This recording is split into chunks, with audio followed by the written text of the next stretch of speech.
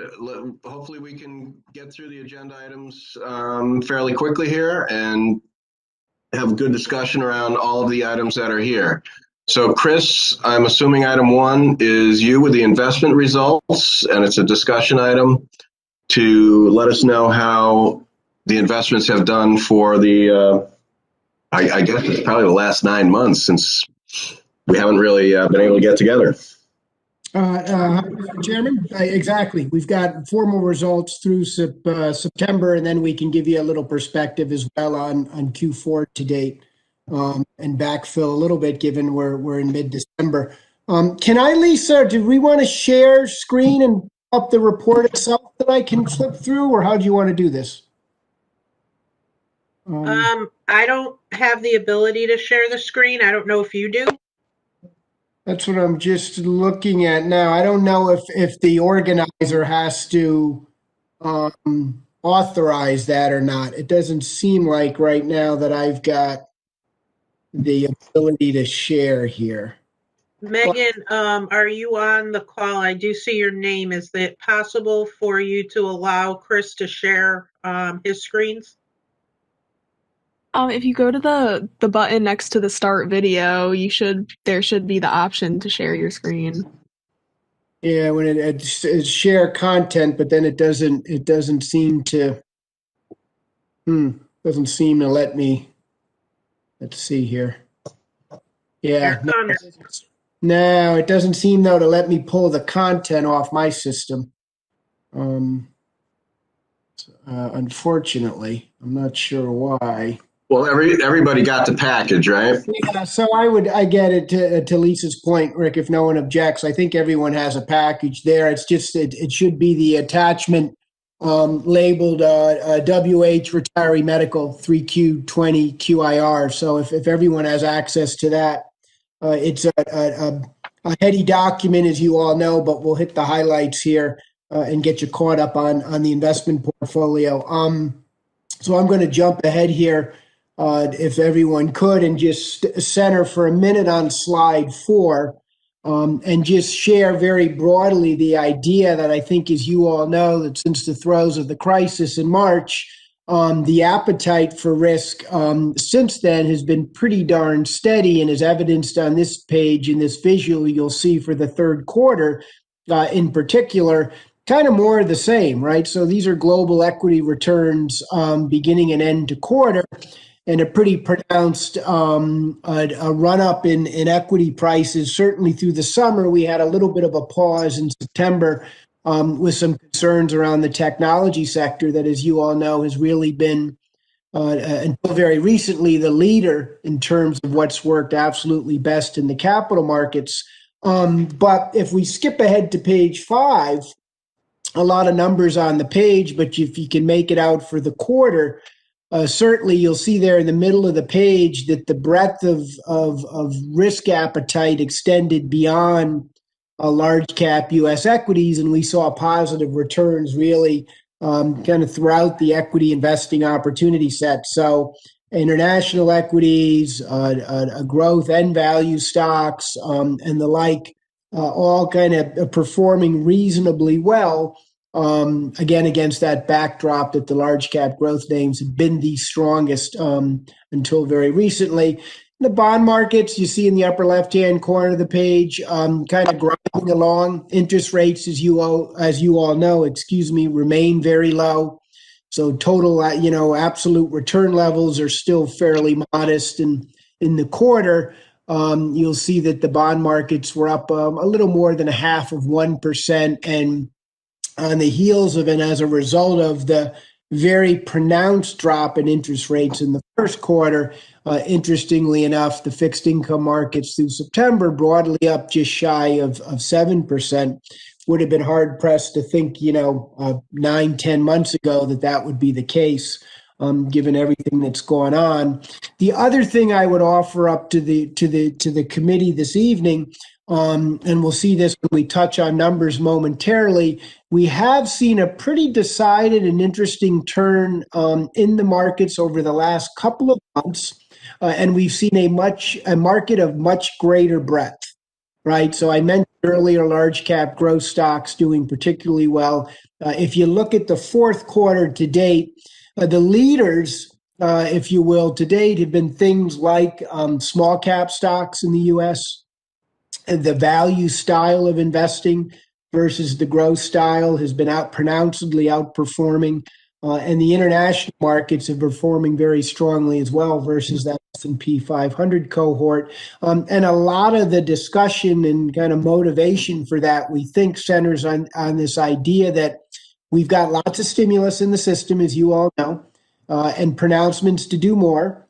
Both the Fed saying they're going to keep rates very low in the monetary policy front, and then moreover, you're seeing now, right, kind of the reignition, if you will, of talks in Washington around a second stimulus package on the fiscal front. You take that, and you take what has been, right, largely constructive data and information on the vaccination front and the efficacy, and that has certainly created a tailwind for investor appetite. And for risk sentiment more broadly, and the idea that into 2021, could we be setting the table for a revamp and a re-up, if you will, right, in economic activity broadly, and kind of just a re-elevation in all things economic. And if that in fact is the case, some of those other areas that are starting to tease with higher returns as we come into the end of the year, that breadth is kind of natural when you've got a new economic regime taking hold potentially. So kind of, interesting and certainly all kinds of things going on under the hood in the markets. I, in the interest of time, going to jump right ahead, if no one objects, to slide 13. And you will see there the portfolio as of September 30th, $24.3 million. All of the managers that are listed program in good working order, and we'll see momentarily most of them having pretty darn good performance as well. The one thing we will work with Peter on that I think everyone would take note of, you do see there by virtue of the relative performance of equities versus fixed income that the portfolio is somewhat overweight equity now. I think as we come into calendar year end, we'll work with Peter and we'll square the portfolio back up.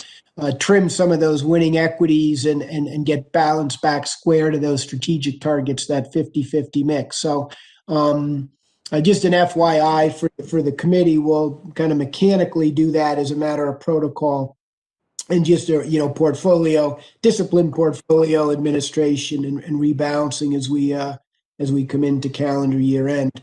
The performance story has been a constructive one. I turn your attention on slide 14 to the middle of the page there. You can see for the third quarter, the portfolio is up about 4.7% versus 3.9% for the benchmark. You can see year to date through September, an advantage as well, 6.2 versus 4.1. And then the 1 year number through September closing in on 11%. And fairly healthily above the blended benchmark. So kind of all encouraging signs there.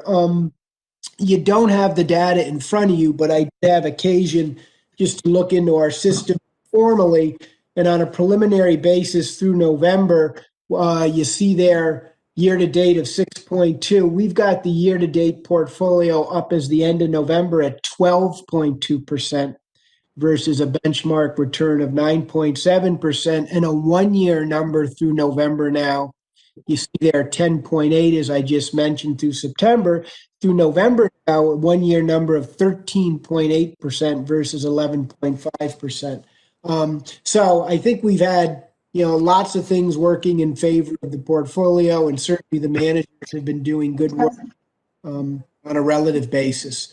So I think we're in pretty good working order. The only other thing I might offer up quickly to the committee, you'll see on slide 20 of that same deck.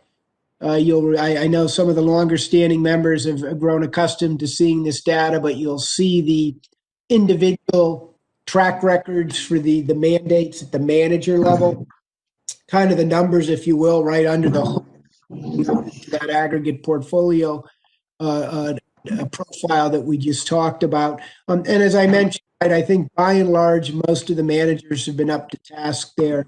kind of delivering competitively versus their benchmarks, and his peer offerings as well. So the breadth of that incremental return is fairly diversified as well. So kind of just back in terms of a quick concluding comment, and then happy to take questions from the committee. Think we're in pretty good working order. We'll do that reallocation work with Peter. But otherwise, I think that the portfolio's in good working order, and performance has been strong, and the individual managers and mandates kind of working positioned and profiled consistent with our expectations as well. So with that, let me pause for a minute and come back to the group and see what questions, if any, you may have. Jeff Caddison, a couple years ago, there was a shift towards foreign. You still happy with the allocation, foreign versus domestic? Yeah, I would say, Jeffrey, even more so now, right? Because if you see, again, if you look in the fourth quarter, you've seen international equity really starting to take hold. So we think that the profile you have right now, which frankly, right, has been a little bit of a headwind, right? More international versus domestic has been a little bit of a headwind, frankly.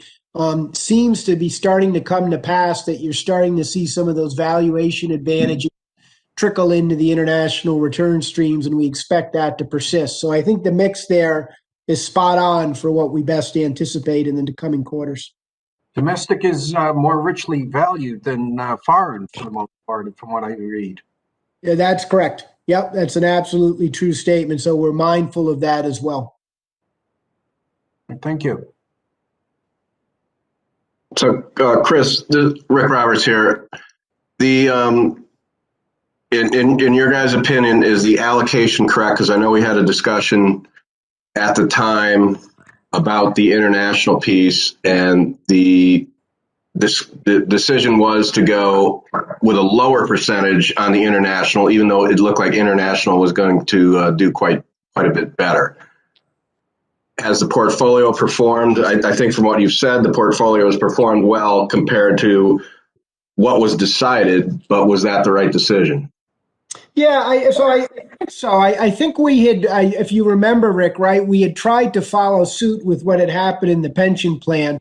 And I think if you remember, we actually made a decision to do a little bit more international equity than the plan originally, the fund originally had allocation to. So if you go back and look in the deck at page 13 there, you'll see the mixture, 20% part of 50% in international, right? So a 40% commitment to international equity. So we think it's meaningful, tangible, and about appropriately sized. The portfolio does still tilt in a little bit to U.S. equity versus the opportunity set. And by that, I mean, right, if you were to look at global equities, they actually have a slightly higher weight in them indicated in your positioning. So I think we've got kind of a nice step and a thoughtful step into more international equity, but not over toward, right, or untoward, I should say. And I think, again, positioned pretty nicely for what we best expect in the next couple of quarters and years. So Euro-Pacific growth, one of the managers, as you know, you did execute with in particular, has been firing on all cylinders and then some. Just as a final frame of reference to complete the thought on the question, for the 1 year period ending in September, they're up 15%. That's in line with the U.S. Large cap index, right? So competitive absolute performance there, and outpacing the Neuberger Berman strategy domestically as well, right? So I mean, just maybe a last data point or two to suggest that I think the positioning feels about right. And moreover, the potential, as Jeffrey mentioned, maybe somewhat elevated as well, because you're starting from lower valuation metrics overseas than you are in the U.S. So if we do get this vaccination, like it seems like globally and worldwide, we do have pledges of stimulus around the world, not just from the Fed, but from their companion central banks or authorities, rather, in central banks elsewhere around the world. And the economy really starts to stabilize in the back half of the year and take off. I think international equity should do pretty darn well. the laggard in the group is really the Harbor Diversified International. Yeah, and that's a newer, Jeffrey. It's a little bit of a newer mandate there. They have had, admittedly, a little bit of a struggle out of the gate. They tilt a little bit to the value style of investing, right? We show them, as you can see there, in a bit of a core universe and versus a core benchmark. Their tendency on the portfolio construction front, however, is a little bit value oriented. That's by design, right? Because it's meant to be a counter to the Euro-Pacific Growth Fund and its tendencies from a style standpoint.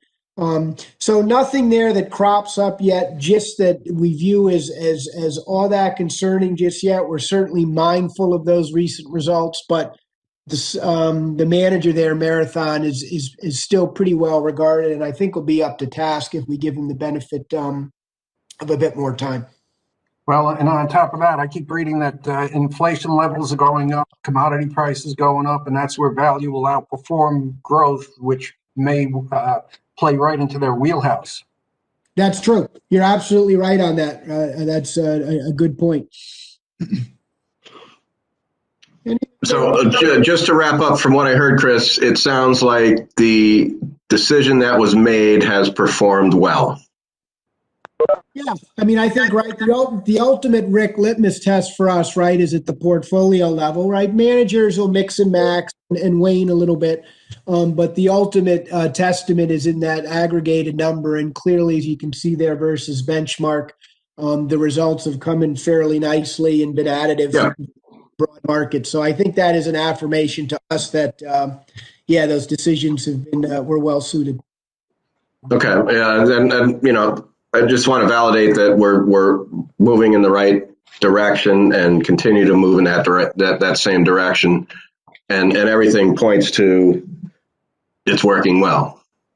Yep, I had mentioned the $24.3 million value at the end of September. When we looked at the end of November, you were up 25.7 million. You know, so the portfolio has added another $1.4 million thereabouts in just the last 2 months alone. Yep. Okay. That's and then just a final question for Rick and Chris. When we were talking over the past 2 years, maybe even a little longer, how is the portfolio performing to come back to being fully funded? Is it moving? It's obviously the dollar amount is moving in the right direction, but then with the actuarial valuations going on, are we getting closer? We moving in the right direction there? I'm going to defer to Rick. Yeah, we are. We're going in the right direction, Rick. But we are right now. We're at about $170 million in liability. So we're moving, progressing in the right direction, but certainly there's still a gap there that we need. That's going to take a while to. Well, is the gap closing, or is the liability going up and we're still not catching up? The liability is going up. We're waiting. I know we have the draft of the latest valuation. I haven't seen it yet. I know Peter. I don't think anyone from finance is here tonight. So that liability continues to rise pretty significantly every year. 7 or 8%. So I'd say we're keeping pace with that number. We're not close. It's not really closing that gap significantly. It's a long time to close that gap. Yes. Right. Okay. What did you say the liability was? That last valuation, I want to say, was around $170 million 2 years ago, if my memory serves. I'd have to pull it up. So there's a big gap there. Yeah.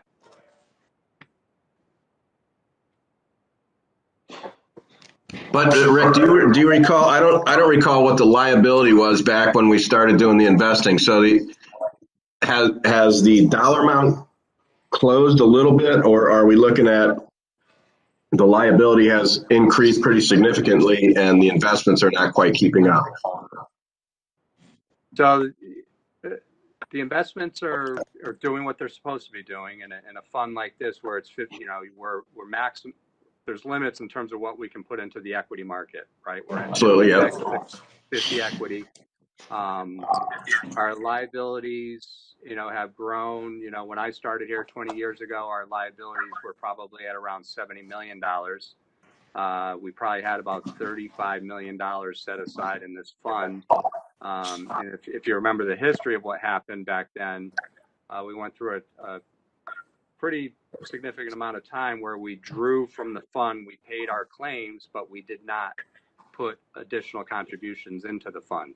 Right. So we had that Nike curve that we used to call it the Nike curve. Where we were up at 35, we came down to $6-7 million, maybe even a little bit lower than that, and have started to increase that back up over the last 6-7 years. So there is about $145 million gap there. Is that right? There is, yeah. And what are the current contributions, Rick? We're contributing around, and again, I'd have to look it up in the report. I don't have that number off the top of my head. I'm thinking it's around $10 million a year out of the budget into the fund. And what are benefit payments? Again, going off memory here, probably 8-9 million. So there might be a $1 million positive amount that's going into the fund because we're withdrawing the claims out of the risk fund, out of the retiree healthcare reserve fund. So we're paying all of our claims out of that fund, putting about 10 in, drawing out about 9. And again, I'd have to look those numbers up, to be honest with you. I'm going off my memory. Okay. And then just real quick for the newer members on the committee, how does that compare with benchmarking to other towns and states? Still looking pretty good? Yeah, it needs to look better, so I don't want to compare it. Everybody looks generally where we are, if not probably a lot of folks will pay as you go. So perform evaluation every 2 years, and they will fund the claims out of the general fund. We set up this reserve fund back in 1985. So we were progressive at that point, and setting that up before FAS came out, FASB 105 and 106. We were doing that, and long before GASB or anything. So we are in a similar situation in terms of where everyone is right now, but there's a gap that we want to fill, and that's our goal, is to do that. So it's going to take us 30 years to get there, to be quite honest. There's about 2 years right now. Sorry, We realize that, and the hope was that we were going to see a gain every year. So it sounds like there's been some gain. Some gain, yeah. But when you look at 170 million, which is 2 years old now, that number, so it's higher than that now. We're making some progress year over year, but we have some work to do. If you're saying we pay 9,000 in claims and put in 10,000 a year, doesn't get you that far towards 70 million. No, 10 million, Kathy. 10 Oh, million. 10. Okay. Yeah.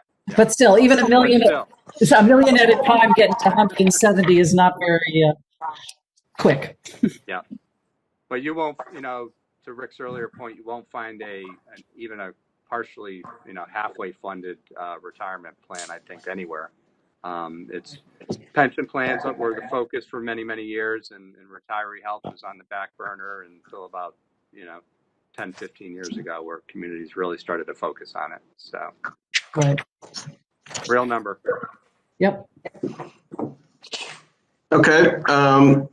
Thank you, Chris and Rick, for that information. Any other questions from the group?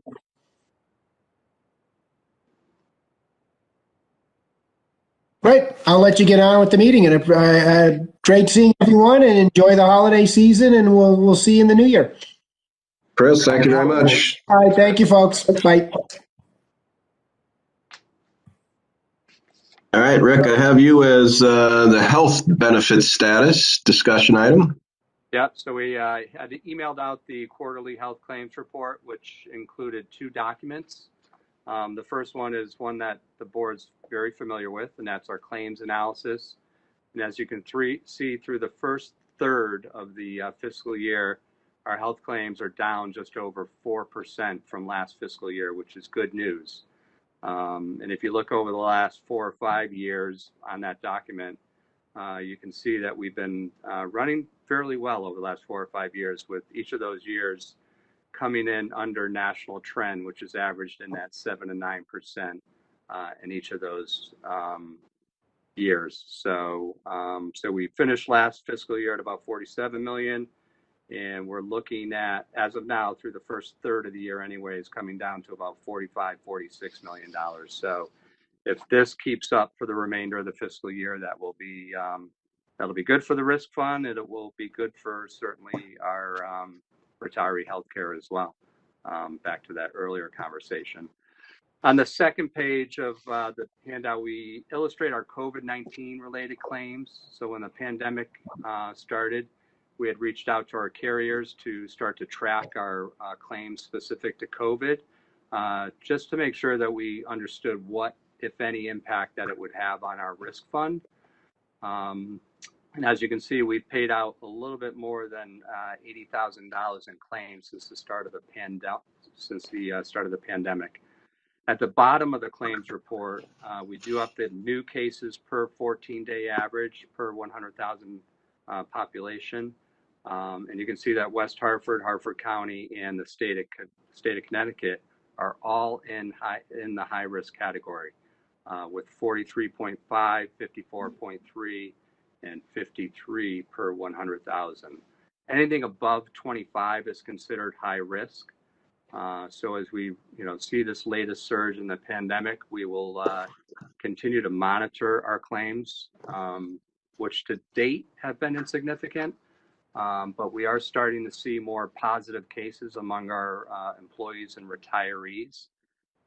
So we will keep you updated on how this tracks over the next 4, 5, 6 weeks. So we'll give another update in January. I do expect to see that number increase from where it is right now. I'd expect it to go above $100,000, over $100,000 before we, by the time we meet in our January meeting. We have had, so from a risk fund standpoint, it's been very manageable. Operationally, the pandemic has had an impact on operations both within the town from a public safety standpoint, and certainly our school operations have seen an impact operationally as well. So we've had over 400 employees have been in a quarantine status in one form or another since the start of the pandemic. And as I said, we have seen a rise in our positive cases over the last few weeks. We're up over 50 total positive cases since the start of the pandemic for employees. So we'll keep you updated on that as well as we move through the holidays and into January. But be happy to answer any questions that folks had related to that. Where are the claims coming from? What departments? So primarily public safety, Jeff. So we've early on when this thing first started hitting in the spring, and as we rode it through the summer, first responders were often the first folks arriving on the scene of a patient who was in distress, and that certainly has had an impact with our public safety personnel. Now it's a combination of both public safety and folks working in our schools, as we've seen a number of positive cases with our student population as well. Governor Lamont had signed an order back in April or so that anybody who tested positive was covered under workers' comp for some period. Did some of these claims end up in workers' comp as opposed to health? So as of right now, we paid them all out of health. And Lisa, you probably give us an update on the workers' comp if there's been any impact at all. There hasn't been any impact. The presumptive benefit ended back in May for police and fire. We didn't have any positives back then, and any claims that were suspected or like possibly exposed, they were covered under the COVID on the health side, not workers' comp. So we didn't voluntarily just assume or put anybody on workers' comp. They would file a claim, but it's coded right now as a record only. So there really hasn't been any impact on us. I'm expecting at some point we'll probably have a litigated claim. But right now, we've been lucky and maintained where we're at with no compensable injuries. Rick, back to the medical view, do you have a sense of what the year's the budget looks like? I would expect in total, even with the COVID, that, and you see that in the trend, I think, but that you'd have lower than expected medical costs in total. Is that what's playing out? Yeah, we are coming in below where we budgeted right now, Kathy. And you made a reference to this. I'm just checking that I understood you right. So to the extent that the claim levels are lower, that excess from the budget would go back into into the fund, the medical fund? So it stays, yep. So what happens, and I know it's on our agenda tonight, but I'm not sure anyone, again, is from finance is here to go through that report, but we end up with surpluses. Like this year, we'll project to have a surplus, and that surplus stays in the risk fund. And we build up that surplus over time. Same thing if we happen to have a deficit. Yeah. We write off the deficit over 5 years. Yeah, so you put the funding, enough funding that is expected to cover claims into the fund, and then you draw out from the fund as you pay the claims. Correct. So if you got a surplus or a deficit, it sits there. Okay, I was making sure I understood. And have we seen any deaths from the COVID from a coverage base? We did. We had, unfortunately, we had a retiree pass away last spring. Yeah, okay. So we have had one. Yeah. Okay. Hopefully it stays at that number. Yeah. Kathy, there's also right now we're looking at the 6 month on the property casualty side of claims, since we're talking about claims. Mm-hmm. And during the height of COVID, the property casualty, the liability side has seen a reduction because people weren't driving during pothole season. They weren't driving, people weren't out walking. So the claim numbers from March until roughly the end of June, you're going to see a lot lower claims and payments, which is also going to help the risk fund. I'm anticipating on those line items. So again, that money. Okay, silver linings to this lovely black cloud we've been under. You have to try to see the good with this. So hopefully it'll help offset some of the other costs the fund got hit with. But I think right now you're going to see property casualty numbers down as well. Okay. Everything I'm seeing from my clients, general liability is looking great. Public officials looking great. Law enforcement, all of them. Yep. As long as you don't have the two political sides nearby.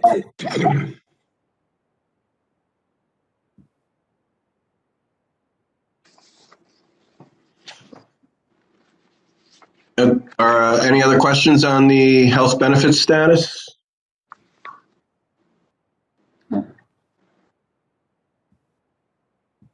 No, we're good? Yep. All right. Lisa, you'd be on the risk management fund results and adopted budget? That's actually was going to be a finance discussion. Okay. And Lisa unfortunately had a funeral to go to tonight, so she's not able to be here. But I'm going to request that she does up a blurb about the fund status and how we came in, and the projections for next year. So she'll email something to me and I'll be sure to get it out to the group. But overall, the property casualty piece of the budget, we came in under budget last year. And our premiums right now for the insured program looks like we're also going to come in a little under this year, which is great. So the fund overall is in pretty good shape this year. I'm looking forward to see where we end up. We'll have a better idea after the December loss reports and the December totals come in. But right now, overall, the fund is, from a claims perspective and the budget is looking really positive this year. What's the Unless, property renewal date? I see Rick shaking his head going, yeah. So I think we're Keep it doing up. okay. What's the property renewal date? Property renewal date is July 1st. So FM, we just had our annual engineering meeting with FM. I asked them to give me some early projections if they could by the first week of January. So I should be getting that in pretty soon. I'm anticipating between a 9 and 12% increase this year. Last year it was a 21. But overall, we're in pretty good shape. We increased some of our deductibles last year, which we took a hit last year, but we were coming off the tail end of a 3-year successive renewal. So they were pretty much locked in for those 3 years, and they kind of hit us with a catch up. So overall, if you had an increase for those 3 years, the overall increase was roughly about 12%.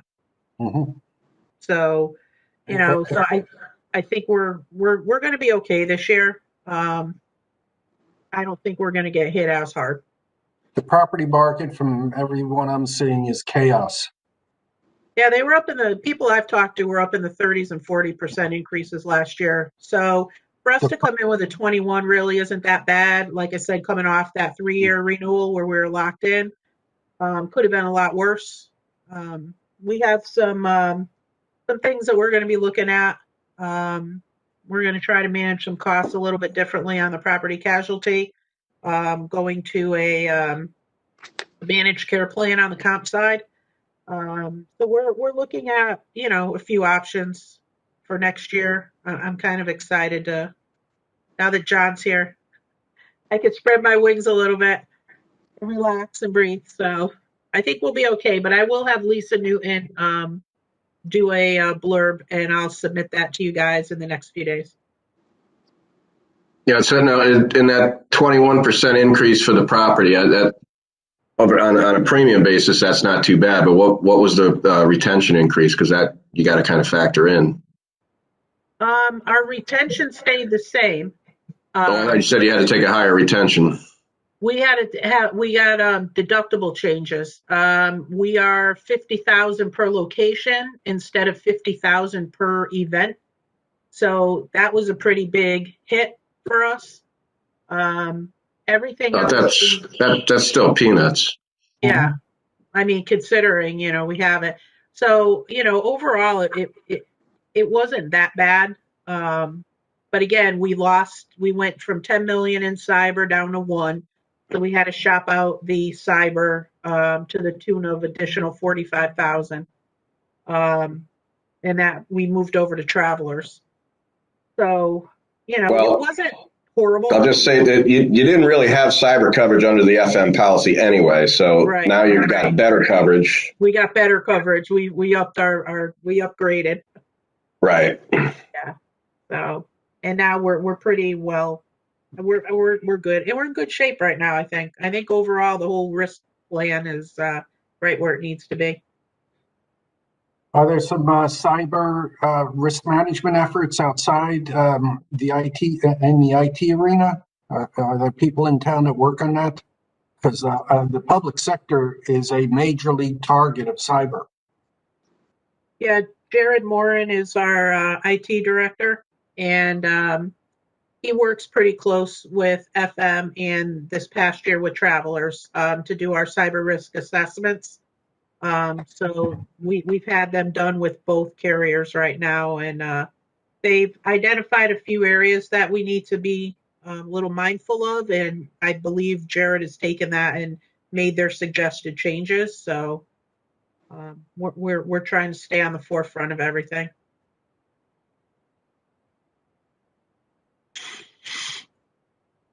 Oh, sounds positive. Any other questions on the risk management fund? Okay. The retiree health valuation, I think we hit that a little bit before, Rick. Anything else to talk about? No, we'll defer that to January. I know I haven't seen it, but I heard there's a draft out, so I'll check with Peter tomorrow. And we'll get that out to you as well. And then we'll have that for discussion in our January meeting. Okay. Any input on the 2021 annual agenda meeting dates?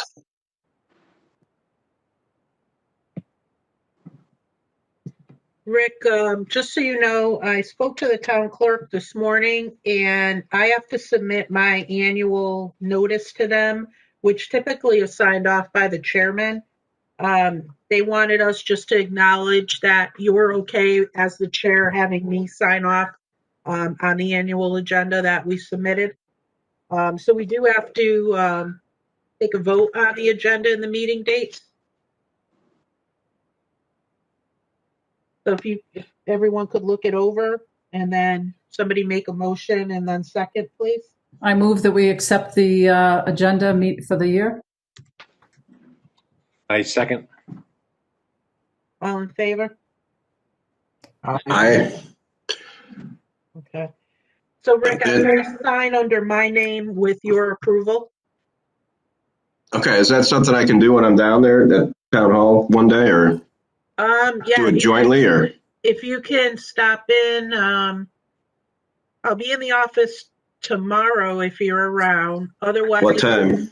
I will be there from 8:30 to probably 4. Okay. I should be able, I can get there tomorrow morning. Okay. So I may have a problem with November 8th, but that's the only thing I see right now. Okay. That's far enough away. Yeah. If I'm lucky, I'll be in Del Mar, California. Hopefully you are. Yeah, that'd be great. Okay.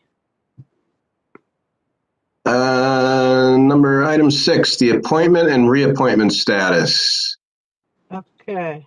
I can. So who is actually on the call from the committee? I know we have Jeff and Kathy, and is it Ian? Yes. Yes, Ian. Yep. So we have Bob Hurst here too. Bob Purr is here too. and Bob too. Okay, I can't see who's on the meeting. How you doing, Bob? Good, Rick. How you doing? Awesome. So we've got 5, and that's the full committee right now, right? Because Yes. I can't remember. There's Board of Ed a has an appointment. there's a Board of Ed vacancy. Yeah. Okay, so we need to fill at least one spot, and then my spot. I believe my term ends the end of the month, right? Yeah, your term ends the end of the month. You can stay on voluntarily until somebody is appointed in your place if you're willing to do that. So that's totally up to you, but if you're willing to stay on until an appointment is made, you just need to let me know and I'll notify Essie, the town clerk, and they will put you in as a temporary until then. Well, I'll ask the committee if that's the route people would like to go. So I can definitely stay on, and as long as somebody's willing to kind of at some point step up, sometime in the 21st century, hopefully. Well, we still have to vote on a chair and a secretary. So if you choose to stay on, Rick, we would still need to vote in a chair and secretary for this coming year. Okay. Well, again, I don't know the procedures. So that's what we need to try and figure out. Yep. If anyone is willing to step up as chair, speak up. If somebody wants to be the secretary, we do need to fill both positions. So, and you have to be voted on. how much time commitment is there to being the chair?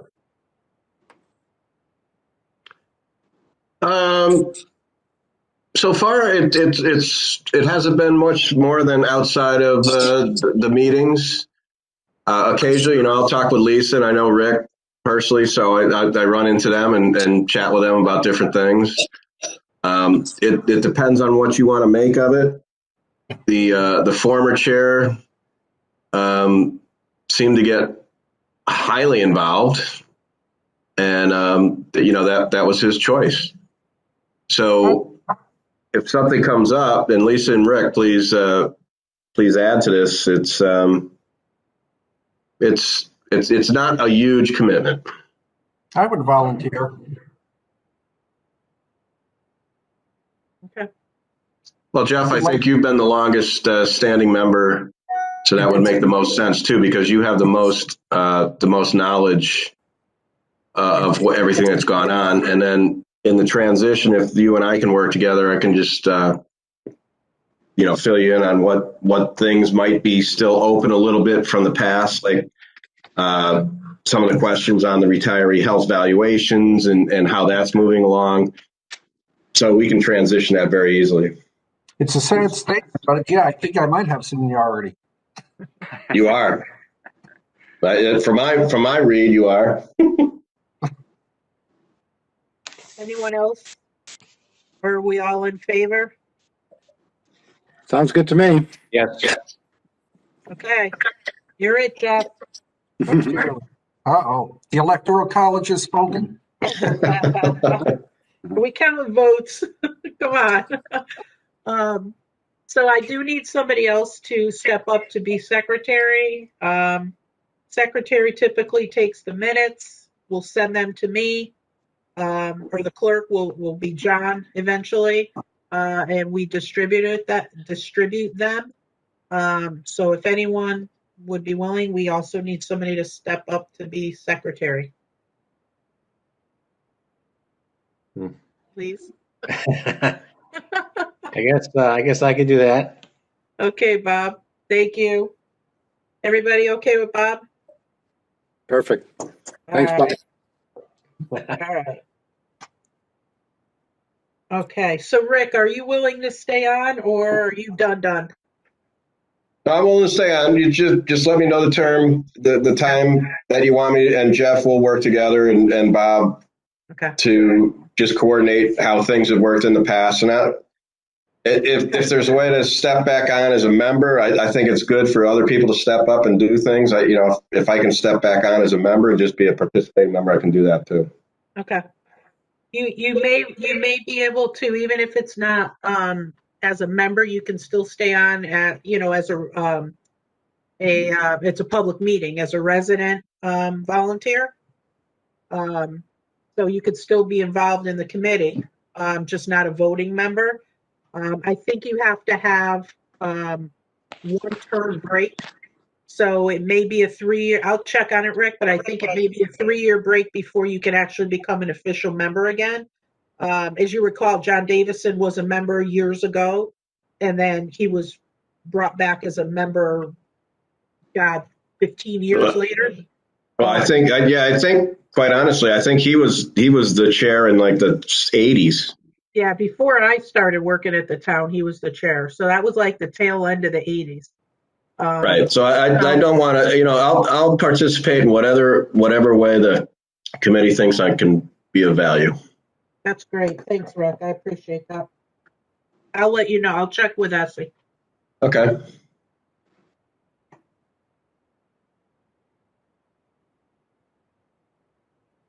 All right. So Lisa, I'll try and stop by tomorrow. I should be able to I'll be in the food pantry tomorrow, and I'll stop up. Sounds good. Thanks, Rick.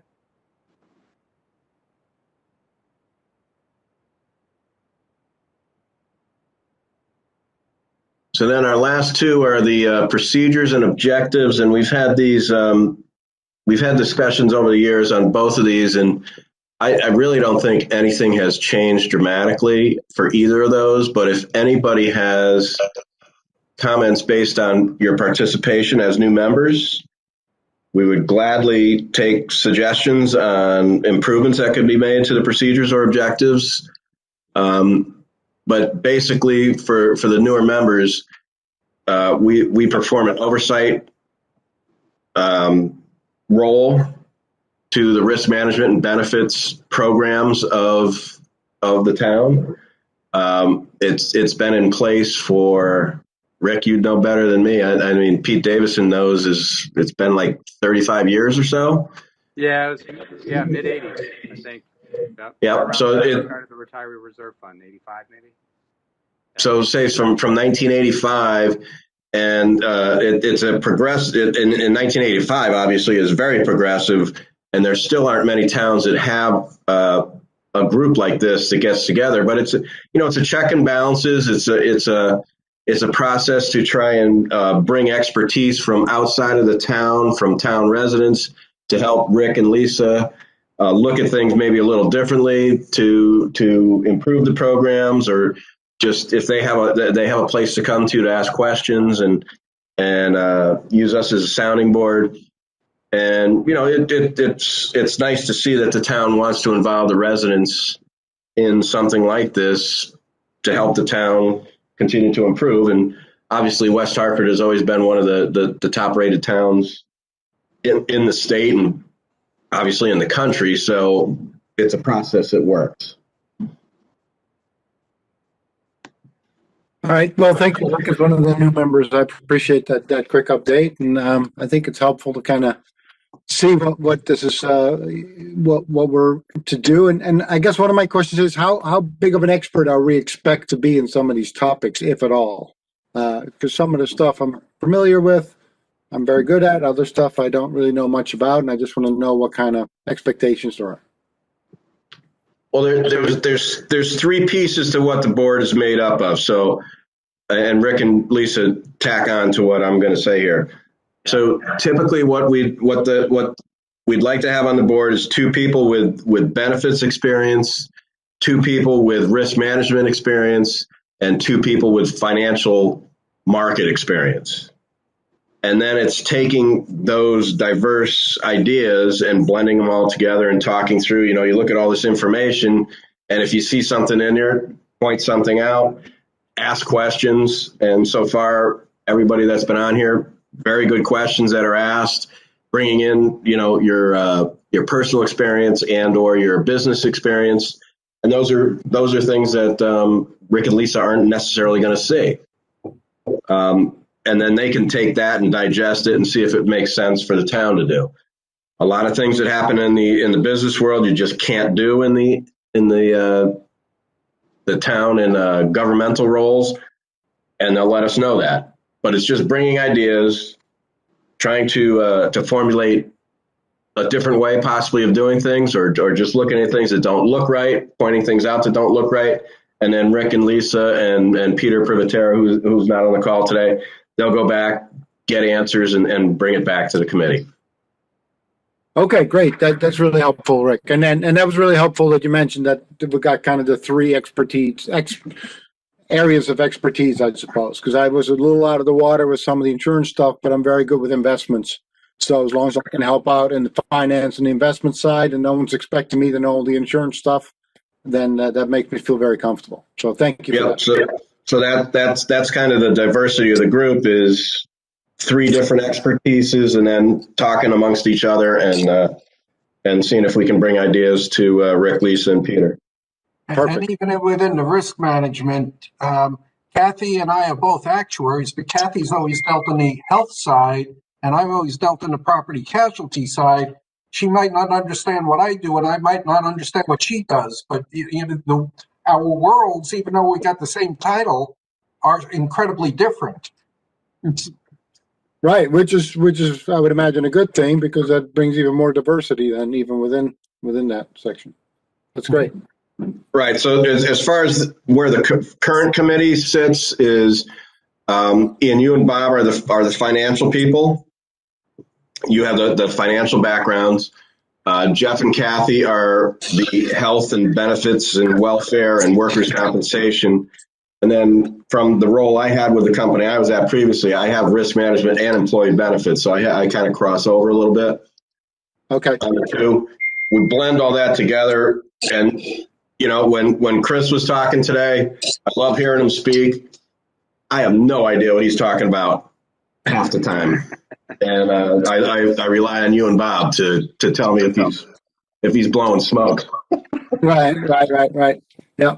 And I'm Chris is very good. He's very good. He brings it down to a level that everybody can understand. You look at, their slides, and we worked at my former employer. We worked with FIA consultants, and they're a great group. Yeah. No, they have a great reputation. And I'm sorry I was a little late. I missed most of that, but I did read through all the materials, and it seems like they're doing a good job, from what I could tell.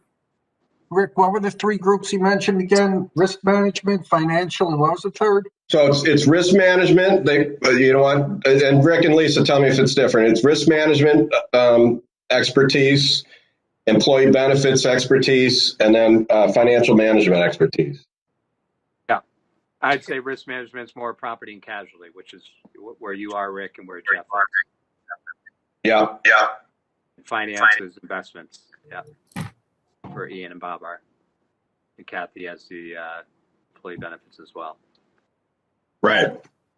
Rick and Lisa, what do you guys find most helpful in having this kind of group? So exactly as Rick had articulated, it's getting, experts from each of you in each of your respective fields that we can consider, bring those ideas back to us. We can bring it to our committees internally and look at potentially making more different kinds of changes to both our risk management plan, certainly with our investments and our employee benefits as well. So each of you has a different level of expertise in your respective areas, and we've always just counted on this group to give us that feedback. We let you know what we're doing, where we are, and then what should we be doing? What should we be considering? And that's what you all have done for us over the years. And historically, there's been a lot of great things that have come out of this committee, starting with that, which we talked about earlier in the meeting, the Retiree Health Reserve Fund started back in the 80s before anyone was even considering that. And that came out of this group, out of this committee, even going back to the 80s. This committee was responsible for us moving to a self-insured program. Back, when was that, Lisa? The early 90s, was that? 92. Yeah. So, and then just taking us all the way forward, all the way through from a historical perspective, this committee's been very important in different aspects of our risk management fund.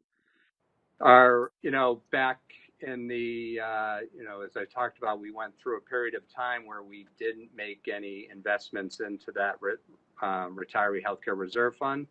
We went several years without making a contribution. This committee was part of working with the council to get us recommitted to, putting those funds back in. And every year, this committee helps us with a letter that goes to the town council and reaffirms that commitment to keeping those funds continuously going into that Retiree Healthcare Reserve Fund so that we can close, which is what is a very large gap between what our liabilities are and what our investments are. So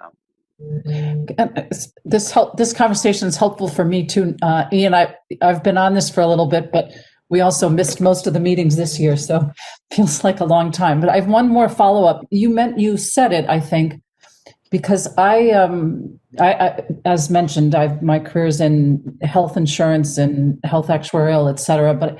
And I did enterprise risk management for a while as well, and in a previous role. But when you talk about risk management, you think of it mostly in the property casualty space of protecting against property and casualty claims. Is that right? Yeah. From my perspective, and probably Lisa's, we look at it we look at more diversely. I think the universal term out there, like risk management, is property and casualty. We look at our risk management across every, property and casualty, workers' compensation, our self-insured program, our healthcare, our retiree healthcare. So it runs the spectrum for us internally. That's enterprise risk management across the whole enterprise. Well, it does get closer to that. But I mean, that would look also at reputational risk and risk of ruin and other kinds of things, which I haven't heard be part of the conversation. I don't know if it's supposed to be, but and I don't know that there's as big of a deal, right? It's in a town, but well, to your point, Kathy, on the township side, I think West Hartford and from what Rick is just talking about, when you blend your risk management fund together to include workers' comp, employee benefits, and everything together, and you're talking about it in one aggregate basket type approach, that's much further along than most townships are.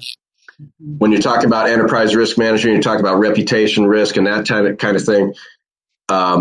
It's a little different on the town side, and it goes outside of company enterprise risk management because everything for townships is based off of your bond rating.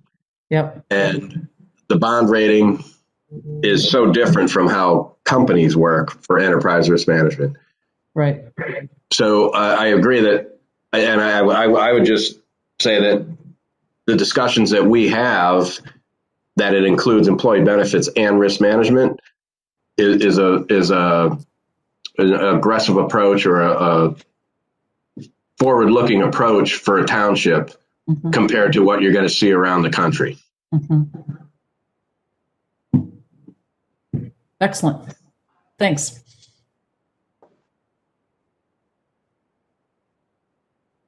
So does that fill in some of the gaps? And maybe what would be a good discussion item for January is to further discuss some of these things, Rick and Lisa, on what this committee is about. Let everybody, since we haven't been able to get together in person and we haven't just had maybe one of the agenda items should just be what value can this committee bring to you guys? Sure.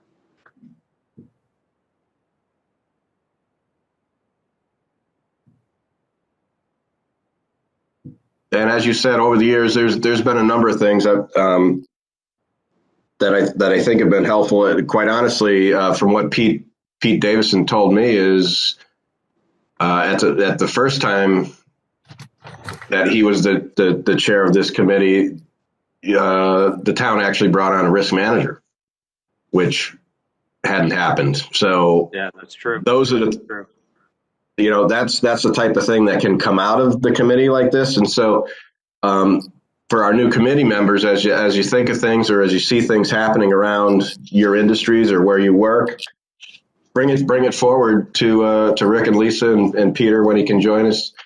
And I can't remember his name, town manager. When he joins the meetings, it might be something that they'd like to bring forward to again further the how the town operates to keep improving things for the town of West Hartford.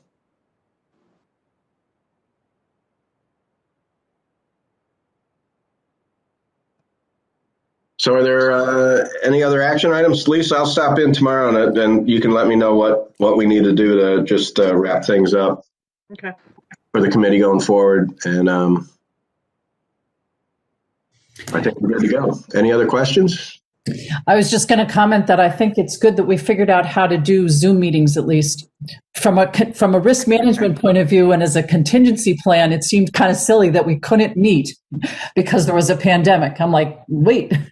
So I'm glad we figured that part out. But there was I don't know, was there something that had to be changed in the town's rules about it in order to allow us to do it this way, Lisa? Is that what?